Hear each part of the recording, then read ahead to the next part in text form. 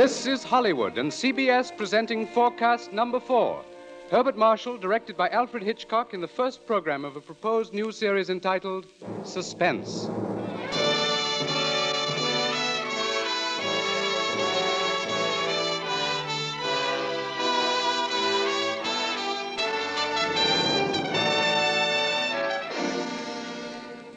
Tonight's Forecast program, ladies and gentlemen, represents the ideal form of collaboration. Mr. Alfred Hitchcock, brilliant English director of such outstanding motion pictures as The 39 Steps, Rebecca, and Foreign Correspondent, was eager to create a very special type of radio drama, the suspense story. As narrator and star for his production, he thought at once of the distinguished actor with whom he had been associated in countless British film successes, Herbert Marshall. Mr. Marshall suggested that they dramatize a certain favorite story of his. And that story happened to be the very one Mr. Hitchcock had in mind. Mrs. Belloc Lowndes' classic in Chills, The Lodger.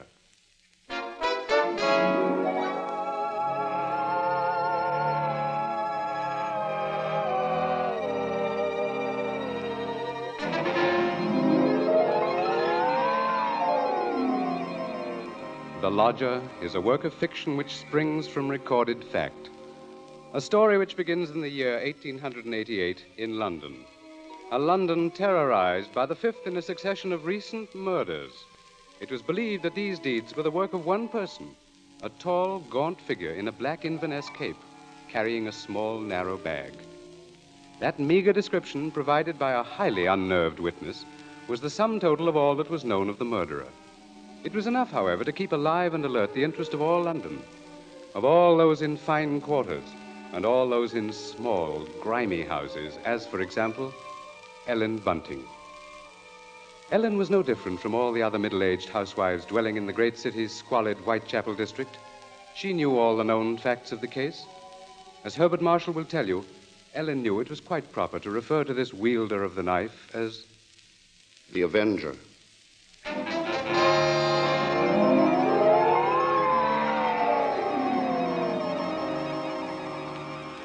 Of course, Ellen Bunting was far more concerned with her personal problems than with thoughts of the Avenger. Yet the case of that strange, elusive killer quite often forced all other matters from her mind. There was that mad, meaningless scheme he seemed to follow. All his victims, for example, had been women. All had been young, attractive, and, oddly enough, blonde. But Ellen could no more understand the motive for his brutal slashings than could the police. This night, she and her husband, Robert Bunting, sat before their fireplace reading the newspaper account of the latest murder. The Avenger had struck again.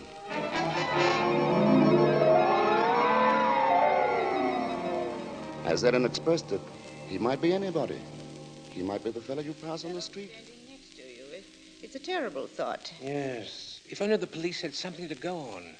But it looks like that Avenger's just too quick for him. Look, it says here that this girl he got last night was like all the others. Pretty, blonde, and, described by her friends as a very light-hearted girl. What a pity. Did you ever stop to think who fits that to a T? In fact, fits all those girls? Why, my own Daisy. Oh, that's a horrible thought. Well, maybe it's a good thing she's with her aunt, then, instead of here. London ain't a safe place for any girl right now. Just the same, I can't help thinking how fine it'll be to have her back in. Now, Bunting, you know that Daisy seems just as much my own daughter as she is yours. But I'm telling you, there's no sense even thinking about having her back right now. We just can't afford it. Oh, I know that, Ellen. Only, well, maybe we could manage it some way. How? Haven't I scrimped myself half crazy trying to keep us going? But you don't care about that, do you? No, your Daisy's more important to you than I am. No, Ellen, that don't sound like you. Oh, I can't help if it don't. What are we going to do? Tell me that. We'll get along, dear. Something will turn up. Oh, we haven't had a lodger for months. Nobody even comes to look at the room anymore. Yes, but things will work out, Ellen. Oh, they ain't never going to work out. Soon we won't even have a roof over our heads and... What? Oh, I'm sorry, Robbie. I didn't mean to take on so... I know, dear, I know. It's all right. Oh, I didn't think it. It's just that I've been so worried. Well, don't you go worrying another second, old girl. Why, first thing you know, you won't be pretty anymore. You'll have your face all wrinkled and Now, see here, Now, come on, now, let's see a smile. Come on, just have one smile. Leave me just alone. one I smile won't. like you used to, eh? Who do you suppose that could be? Awful late for visitors. Bunting, do you think it could be somebody looking for rooms? Well, it might be. Want me to go to the door? No, I'll go. You just stay here. Yes, all right.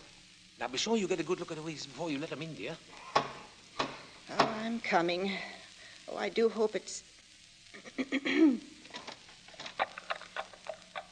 Yes, sir? Is it not true that you let lodgings? Yes, sir. Won't you come in, sir? Thank you. Could I take your cape, sir? There's no need. Now, I'm looking for a quiet room. It must be quiet. Oh, we have that, sir. Above all, our house is quiet. Your bag, sir. May I take it? No, I'll hold it. You'll be so good as to show me the room, please. Oh, yes, sir. It's right up these stairs, sir. This way. Thank you. You see, sir, there's just my husband and me here, and we're ever so quiet, and I'm sure you'll find this room to your liking, sir. Here we are. Now, I'll just light the gas. There. Mm-hmm. Very good. It is pleasant, isn't it, sir? And there's not many rooms with such pretty pictures, are there now? We've had them in the family for years, sir, and... Pictures interest me very little. You see, what really impresses me about the room is the very simplicity of it, the bareness. Yes, sir. It's not at all crowded, is it? It will be quite suitable, Mrs. Bunting's. Mrs. Bunting. You see, I do a great deal of studying in my book here, the Holy Bible. Yes, sir. Please, sir, let me help with your luggage. No, don't touch it. Oh, but I only wish to... Oh, you only wish to help, of course. You must forgive me, Mrs. Bunting. It's just that I'm so very weary. Of course, sir. He bringeth them to their desired haven. Beautiful words, Mrs. Bunting. Indeed they are, sir. And now at last I have found my haven of rest. Yes, sir. Then you'll be taking the room. Let us see now. What are you going to charge me? With attendance, mind. I shall be staying in most of the time, and I shall be wanting meals. Oh, we can see to that, sir. Then does 30 shillings a week suit you? 30...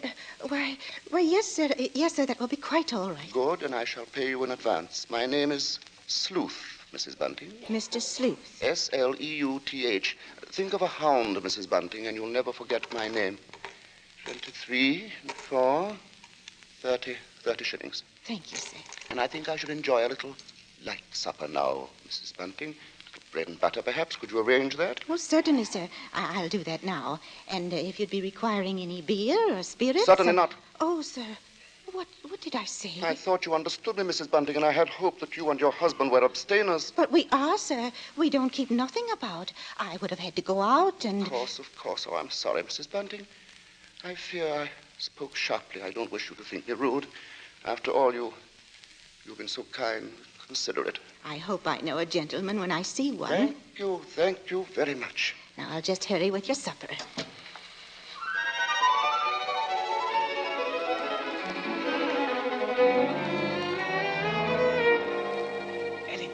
Ellen, did he take the room? No, don't bother me now. I have to get him some supper. What did you mean?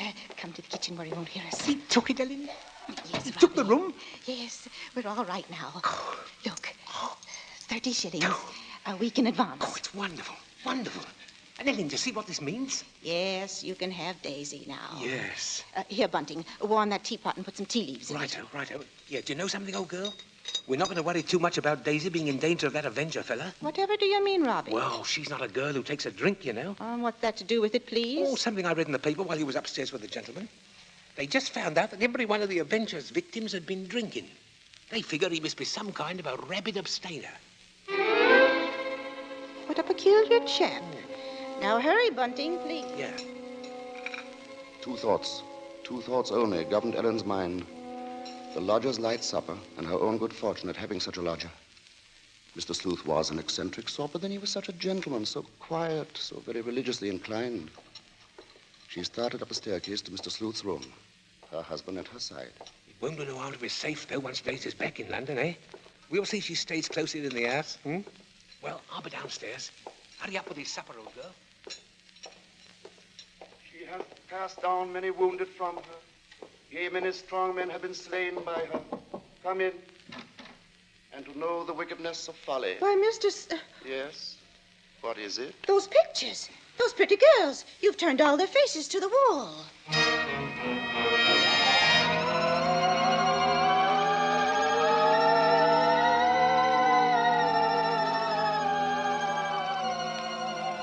And that maneuver, that strange action, was the beginning of Ellen's concern. Soon there came to her a recollection of the black Inverness cape, the small, narrow bag, the urgent matter of alcoholic drink. And these details began to shape themselves into a pattern which grew more disturbing with each passing hour. The day following, the lodger did not leave the upstairs room once, nor did he leave the next day. And the oddness of this took its place in the pattern. Then, too, the approaching arrival of Daisy, her stepdaughter, added to her concern. On the second night, her sleep was restless with vague, horrifying images. And so when she heard the first stealthy footsteps outside her bedroom, she was instantly awake. Tensely, she followed those steps down the stairs, down the hallway. She heard the front door open and then click shut.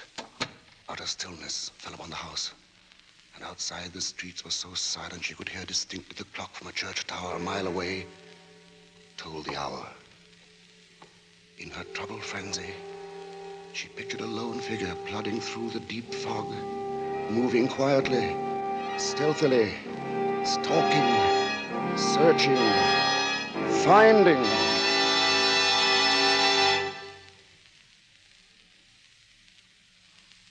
When, soon after she heard the lodger return, she sought to quiet the horrible dread which had possessed her.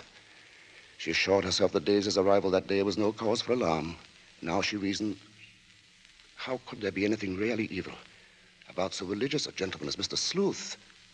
But for her there was no more sleep, merely a tormented state of half-consciousness, a state which suddenly dropped from her shortly after daybreak.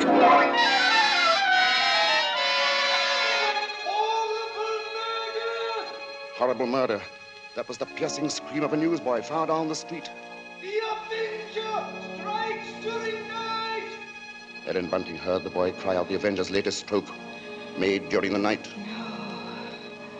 Information! Horrible murder in King's Cross!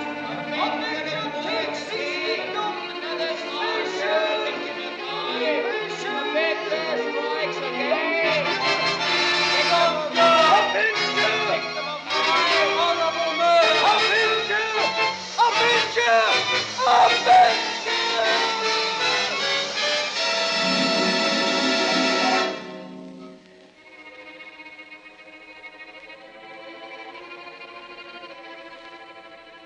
Ellen's first glimpse that morning of the grave-faced lodger brought the sleepless night's warm terror full to the surface. But on the next instant, she saw the pitiable, helpless weariness in his eyes, and curiously, the terror began to pass. She found that she was hoping desperately that her fears were unfounded.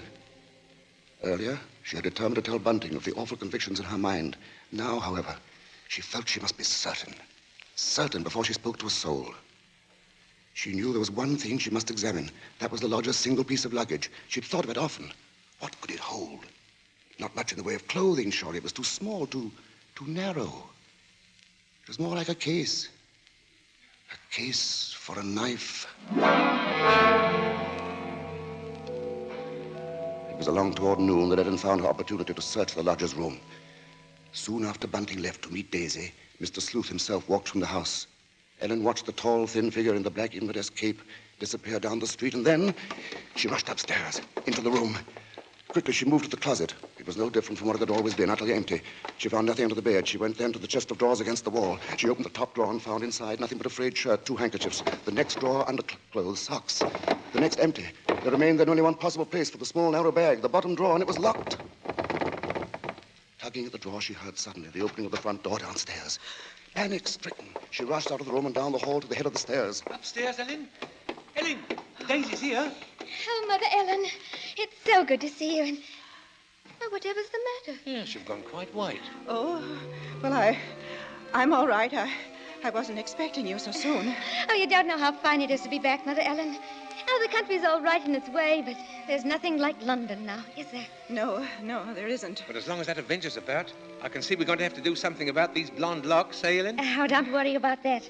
I'll dye 'em maybe, or just pin 'em under my hat. Well, Daisy, I might as well get you settled. Oh, now, Father, isn't that just like her? She's straight to the point, and no fuss. Why, I'll bet a sixpence you'll have a dust cloth in your hand before you've got your coat off. Mr. Sleuth. Mrs. Bunting, I see my door is open. Oh, we were just leaving, so we... Does this mean that all of you have been in my room? Oh, not at all, sir. What must I do? Keep it locked? But you see, sir, I was just tidying up a bit, and Mr. Bunting, he brought his daughter up, sir. She just arrived. This is Daisy, sir. Pleased to meet you, sir. She's been away for quite a long while, you see, Mr. Sleuth, and that's why we're a bit excited, you might Yes, think. you must have been surprised when you came in, hearing us laughing and carrying on that way. Yes, I must say I was. However, Miss Daisy, there are all types of joy, are there not? Yes, I'm sure there are. The despicable evil joy of the abandoned and the divine happiness of the blessed. A vast difference, that. You do understand me, don't you? Why, yes, sir. Yes, Mr. I Sleuth. devoutly hope so, Miss Daisy. Nowadays, there are so very few young women like yourself who do. In fact, I all but despaired ever of finding one. If you'll excuse us now, sir, we'll be getting Daisy's things put Of away. course, Mrs. Bunting, and I must be getting to my room. Believe me, Miss Daisy, it's been a revelation to meet you. Oh, thank you, sir. I'm sure we shall have much to discuss. He's a queer one, all right. But such a gentleman, isn't he?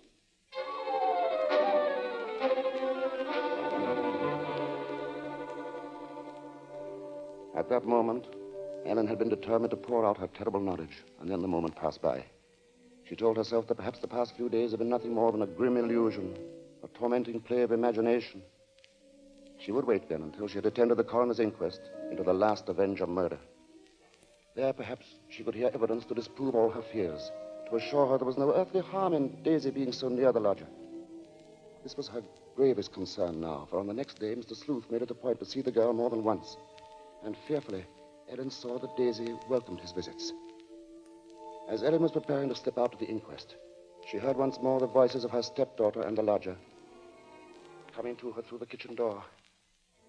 She hesitated before entering, tense, strangely apprehensive. I do believe, Mr. Sleuth, I've never known a gentleman with such funny ideas. Oh, Mother Ellen, you should hear what Mr. Sleuth was just saying. Perhaps, Daisy, you would excuse yourself and... He thinks people, and especially girls, should spend all their time praying. I sought to explain, Mrs. Bunting, that all women are placed on this earth filled with evil. They therefore must struggle constantly to find the paths of righteousness. Why, Mr. Sleuth, you mean a girl's not to enjoy life at all? Not to have fun? Frivolity, my child, is the devil's breeding ground, and all his implements are there. Temptation, pleasure, wine. Oh, that's crazy. Well, there's nothing I like better than a glass of wine, and I'm not... You drink. She didn't know what she was saying, Mr. Sleuth. Just a child, and Daisy, you'd better go now. But I didn't say nothing wrong. What's the harm in a glass of wine? She lieth in wait as for a prey, and increaseth the transgressors among men. Well, I don't know what you mean. I never heard such nonsense. You call Holy Scripture nonsense? So what I prayed against is true. You are beyond salvation. That's not so. I'm a good girl, I am, and I won't have you saying that. Daisy, go into the front room. It's quite all right, Mrs. Bunting. I must be going upstairs anyway. I'm used to being misunderstood, you know. People never realize that my efforts are simply for the greater good of humanity. Of course, sir. And that the power on high will direct my hand toward the expulsion of all evil. Daisy, listen to me. Yes? I've got to tell you about... About what, Mother Ellen? Nothing. I've got to go out for a while now. I'll be back.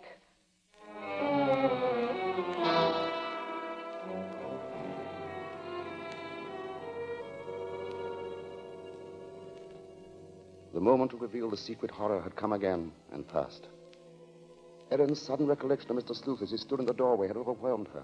She must give him this last chance, this last frantic search for disproving evidence, this trip to the inquest.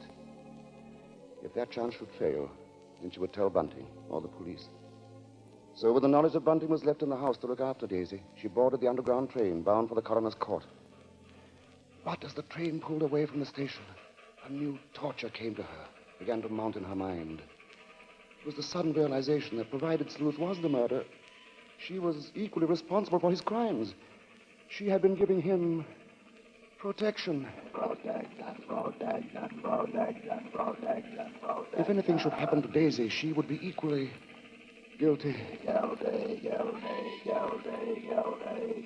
Fully as guilty as the Avenger.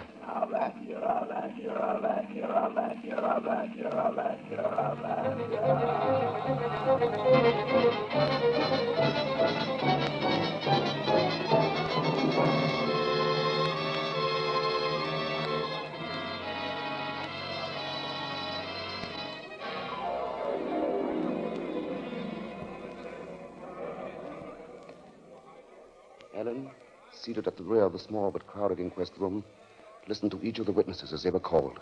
And from one of them she found the first hope she had known for many days. This witness lived next to the alley in which the Avenger had committed his crime that night. She had seen him from her window, and the man she described in no way resembled Ellen's lodger. But in another moment, Ellen's hope was swept away. It was pointed out that the fog had been so heavy that night that the witness could not possibly have seen the murderer from her window. She left the stand, replaced by a Mr. Cannot. This elderly gentleman was certain that he had not only seen, but talked with the Avenger. It was in Regent's Park, he testified, only a few moments before the murder, Mr. Coroner. When I saw him, he was quite a tall man, very gaunt-looking, and carrying a handbag. A handbag, you say? Yes, a small, narrow one. Just such a bag, I might add, as might contain a knife. As Ellen heard these words, the tension which had been mounting up within her became almost unbearable. Rigid with horror, she gripped the arms of her chair. She heard the coroner. I shall have to ask for more order in the court. And now, Mr. Cannot, I understand you heard this man speak. Oh, yes, he had a rather high, hesitating voice. An educated man, I would judge, but quite mad. What do you mean by that? Well, as he emerged from the fog, he was talking aloud to himself. Believe me, sir, he was reciting scriptures from the Bible.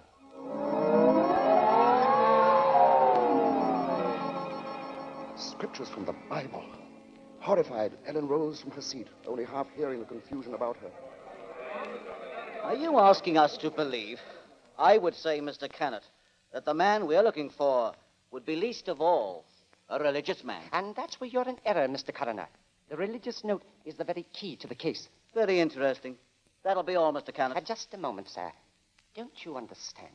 The man you're after must be a religious maniac. That's the only explanation possible. You will please stand down. The court was dismissing the very truth. Ellen knew that now. She could no longer keep silent. Her hands shot forth, and she screamed. I want to say... Ellen Bunting, on the verge of speaking, had fainted. And then, when she was revived a few moments later, she said nothing. Her brain was in too great a turmoil, her nerves too shocked. Like one in a dream, she allowed herself to be led from the courtroom. The voices of spectators were only vague sounds to her. I thought she was going to say something. Yes, it was hysterics, eh? Yeah, that bit about the knife. Yeah, the knife. The knife. The knife. As Ellen Bunting proceeded homeward, the remarks from the spectators remained in her mind. She heard them over and over. Yeah, that bit about the knife. And just such a bag as might contain a knife. We'll see she stays close in the house, eh? No harm in being safe. Direct my hand toward the expulsion of all evil. Expulsion of all evil. What's the harm in a glass of wine? I didn't say nothing wrong. As Ellen neared her neighborhood, her dread increased. With each moving footstep, the grip of terror grew tighter, tighter about her. She moved faster, faster. If only she were in time. She was 2 streets away from the house. Then one. Then she saw Bunting. Sharply, like the thrust of a knife, she realized what this meant. Daisy was left alone with the lodger.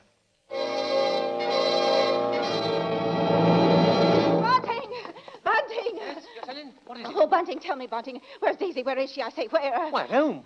Oh, listen to me. Try to understand. Sleuth is the Avenger. What are you saying? Our lodger. He's the Avenger, Bunting. Oh, but there's no time for that. Daisy's in danger. Hurry! Hurry! Yes. Daisy! Daisy!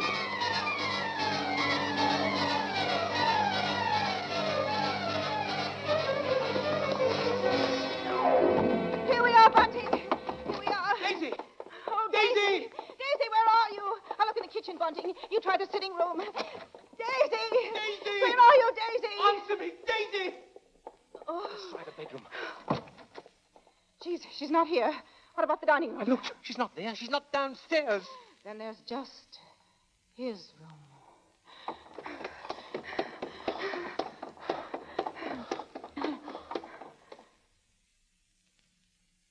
Go on. Open the door.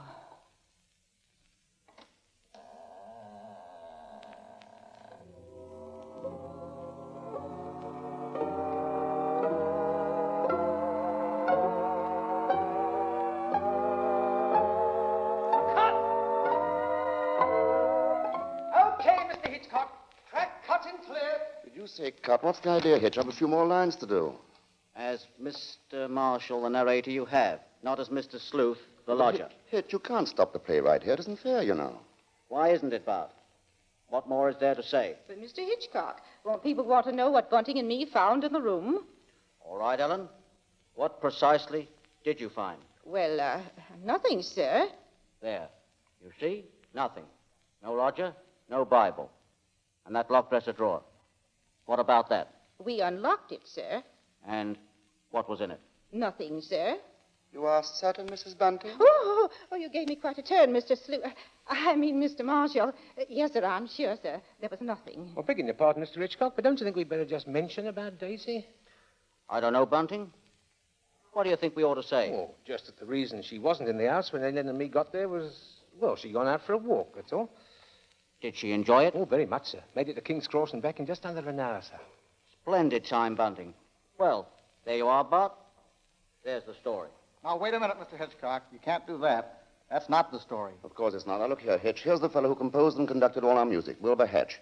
He wants to know about this, too. Everybody does. All right, Bart. What is it they want to know? What became of Mr. Sleuth? Oh, him. Why, he left that afternoon. They never saw him again. And now I think we ought to say something about the Columbia Mr. forecast show Hitchcock, for... sir, will you please... Stop him, Mr. Marshall. Hitch, listen to me. Yes? What is it? They want to know when the Avenger finally was caught. Oh, well, let me ask you something, Bart. Are you acquainted with Loretta Young? Yes, what's that got to do with it? Well, in next week's Columbia Preview series, Miss Young will take the starring role in the drama of an American Red Cross nurse. That's good news, isn't it? Oh, that's great. But now listen, Hitch, you've just got to tell that audience exactly when and how Mr. Sleuth was caught. Caught? Why on earth should he be caught? Why? Well, he was the Avenger, wasn't he? Was he?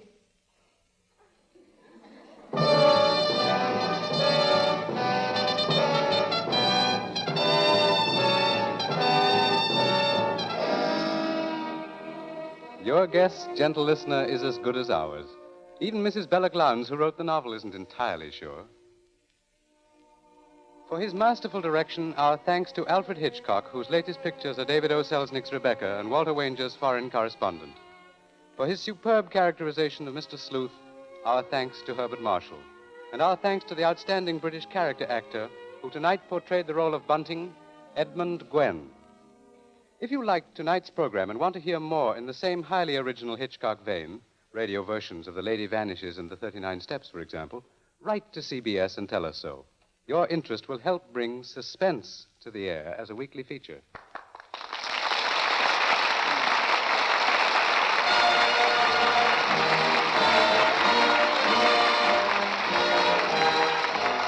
Forecast next week presents from Hollywood, Loretta Young in Angel, first of a proposed series based on the adventures and the romance of a typical Red Cross nurse. From New York, a new sort of comedy show, Ed Gardner as Archie in Duffy's Tavern, with Gertrude Neeson, Colonel Stoopnagle, Larry Adler, and John Kirby's orchestra.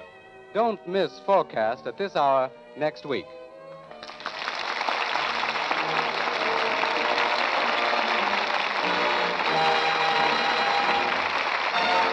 Thomas Freebanson speaking. This is the Columbia Broadcasting System.